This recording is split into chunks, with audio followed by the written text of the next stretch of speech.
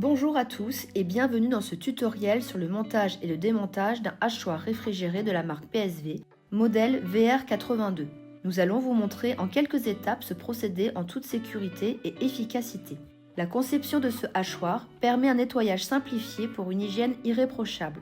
Il se compose d'un bac, d'une plaque de plexiglas, d'une plaque du reconstitueur, d'un bloc, d'un support, d'une bague de compensation, d'un écrou, d'une plaque de hachage, d'un couteau, d'un avant-coupeur, d'une vis sans fin et d'un corps. Pour une sécurité optimale, veillez à ce que l'appareil soit hors tension.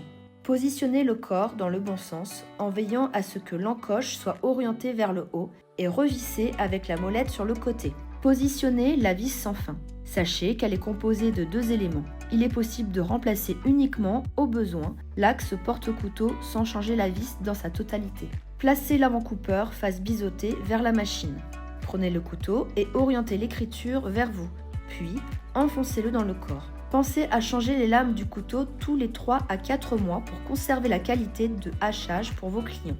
Positionnez la plaque de hachage dans le corps du hachoir. Les plaques vendues ont des trous de hachage entre 2 et 10 mm.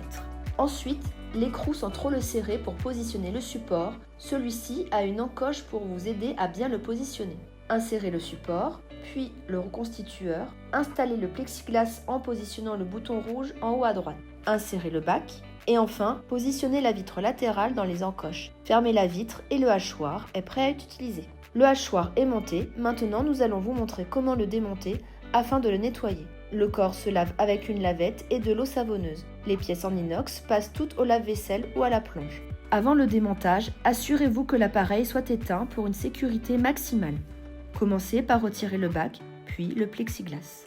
Vous pouvez maintenant retirer le bloc du reconstitueur, le support en desserrant l'écrou pour le libérer, dévisser l'écrou, puis retirer la grille, le couteau, l'avant-coupeur, la vis sans fin, et enfin retirer le corps en dévissant la molette latérale. Le hachoir est démonté. Vous pouvez le nettoyer. Cette opération de démontage doit être faite impérativement une fois par jour. Merci de nous avoir suivis et à bientôt pour de nouvelles astuces sur le matériel culinaire.